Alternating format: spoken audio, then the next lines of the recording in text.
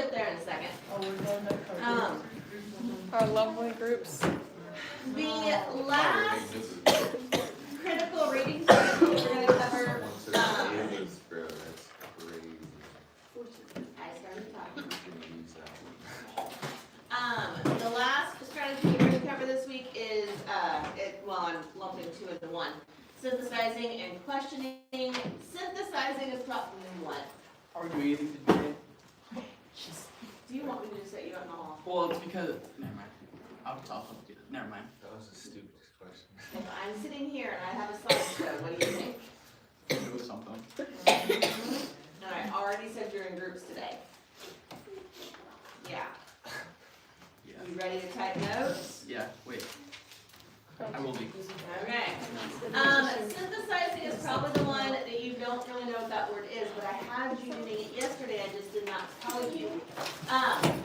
What it is it's when you combine ideas and information gleaned from different sources. What two different sources were you using yesterday? The book? MLK letter. Clergyman's letter versus MLK's response. Those were two technically different sources, but you were looking at them and basically crossing the information over to see how they overlap. Now, it was pretty obvious with this one to see how the sources related to each other.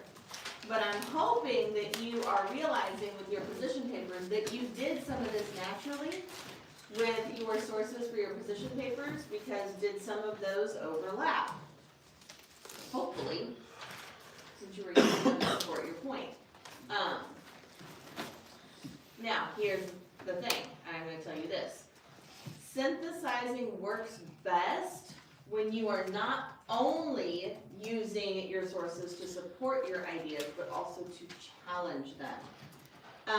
If you can get two sources that seem like they oppose each other, but you can find what they have in common, it will help you learn a lot more about your topic. So, for example, turn to page 567.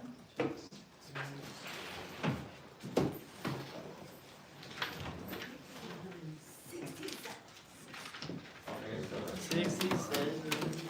I'm gonna knock out my little one for today. Little ones? What little ones? Yes, my 8th and 9th graders. I said it that way on purpose. Which page? Miss Stanley, what page?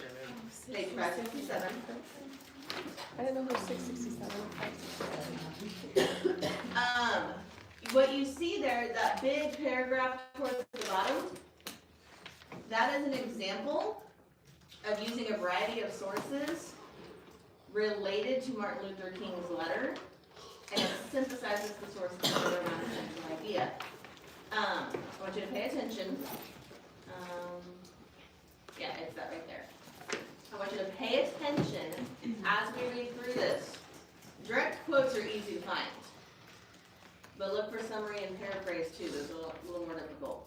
When King defends his campaign of nonviolent direct action against the clergyman's criticism that our actions, even though peaceful, must be condemned because they precipitate violence, he is using what Bennett Haskard calls Mohandas Gandhi's safety valve argument.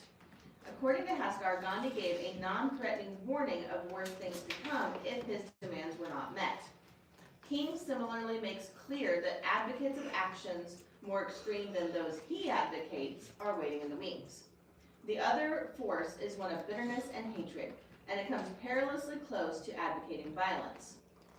King identifies this force with Elijah Muhammad, and although he does not name him, King's contemporary readers would have known that he was referring also to Malcolm X, who, according to Herbert J. Storing, urged that Negroes take seriously the idea of revolution. In fact, Malcolm X accused King of being a modern-day Uncle Tom, trying to keep us under control, to keep us passive and peaceful and nonviolent.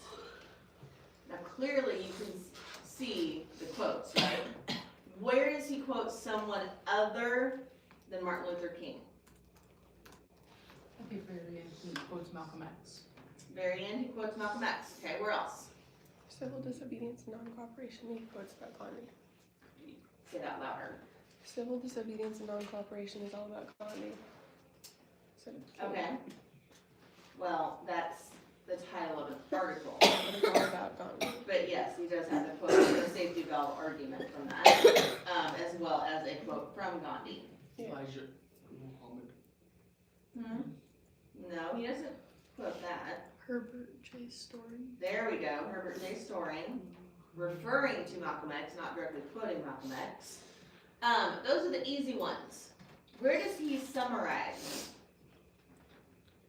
Haxar. No, is that it? No, there's a direct quote there. This is kind of summarizing. The very first sentence. Yep, first sentence does. Even though it has a direct quote in it, it says, it summarizes what he's doing. He's defending his campaign of nonviolence. What about paraphrase? There's a very clear, like, it is not explicitly quoted, it is not explicitly written.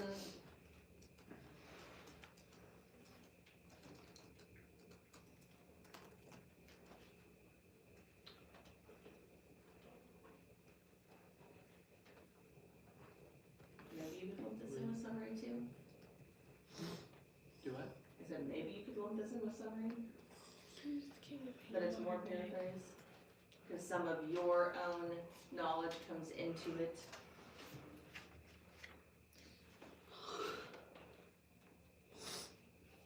Does King identify any violent protesters other than Elijah Muhammad?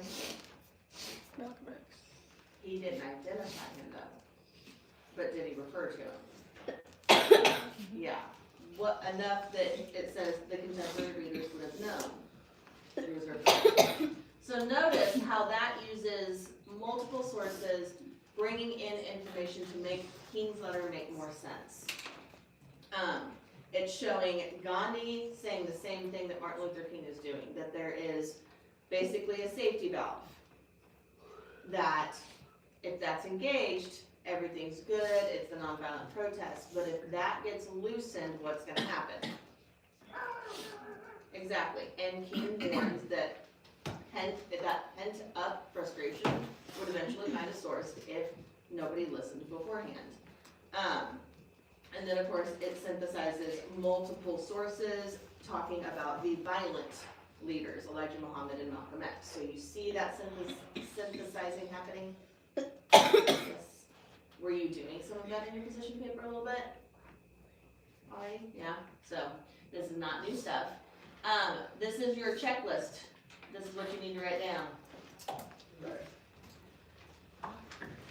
Obviously, you're already doing number one, I presume.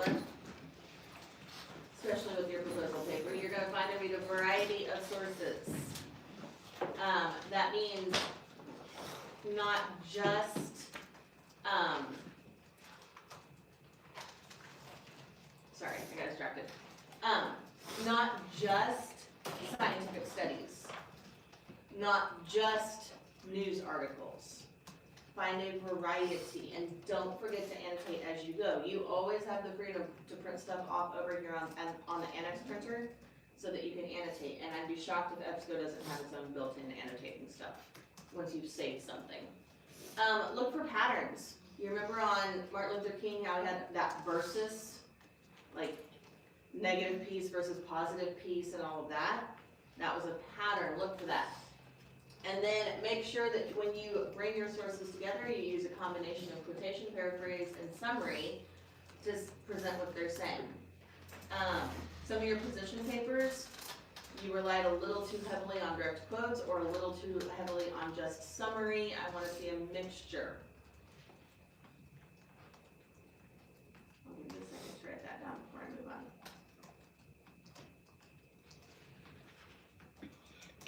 Or at least some of these write it down. I wrote it down. The last word, right? See those boxes? Look at you go. Then there's the ones that don't even have a book in front of them, so you know.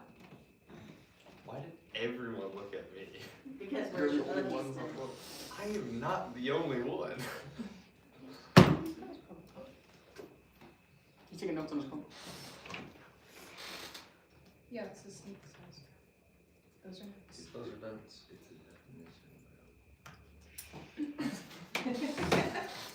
Alright, now we're gonna look at questioning, because here's the deal. Yeah. Teachers do this all the time in class, don't we? We ask you questions. Why would we do that? Hate us. Okay, engagement, what else? They don't know the answer themselves. Hmm? Because they don't know the answer themselves. If It is I am not fully graded by the end of the school year, I'm going to be shocked. Why else do teachers ask questions? Because sometimes they just wanna like call a person out. or to make sure that they're To paying help you attention. understand text. To help you understand, look at that. If you engage, you understand better. If you have to answer a question, you understand better than if we just tell you, huh? Wait a minute, you mean discovery works better than lecture? Shocking. So, basically what would happen, the way you would do this is anytime you read a source, you write any questions you have in the margins and you try to figure out the question. Here's the thing, it doesn't matter if you ask the question and stop, what do you need to do? Answer it. So that means either reread the paragraph or find something, another source that explains it, things like that. If you question, you will remember what you read better than if you just summarize. And it's literally just, like, how many of you showed up yesterday to class freaking out over a quiz that I never said was yesterday, and you read Martin Luther King's letter like 3-4 times? Wow. Mm-hmm. There's a reason we didn't take a quiz yesterday. Because how are you gonna remember it better? I'm not. You have to ask questions. Literally at the end of the paragraph go, okay, what is King saying? Ask yourself that question to start. What is he saying? So if we started with the first paragraph, we would say, what is he saying about white moderates? And then if you answer that question, you're gonna remember it better than if you just summarized it. So you're gonna practice. In your groups, you are gonna match the questions listed on page 568, 569. See where it says questioning to understand and remember? And it gives you questions for every paragraph. You are gonna match, obviously you're gonna look at the question, go to that paragraph. Notice that each question deals with main topics, not examples or details. And you're gonna answer each question. Shouldn't be too terribly difficult, but sometimes the answers are not always going to be clear cut. This is not regurgitating from a textbook. This is thinking and analyzing. I want you to pass the paper around. Every single person in the group needs to add to the recording of the answers for at least 2 of them. Okay? Before I have you go do that, I'll give you your checklist for questioning. Like I said, it just means pause at the end of the paragraph. Try to identify the most important information and write a question that can be answered.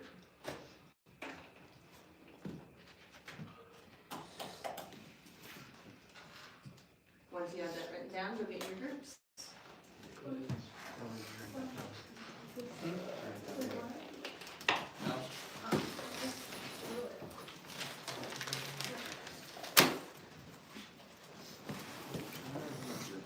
Hey Olivia, we can move in here. I'm moving here.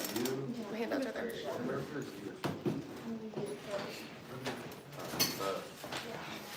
Can't even remember who's in your group and we've got Well, I it how couldn't many remember times. if it was Adeline or Shelby, because I thought there was 3, but apparently it's Yes, I'm gonna shut it off. If you wanna hit the X, you can do that. Okay, I am like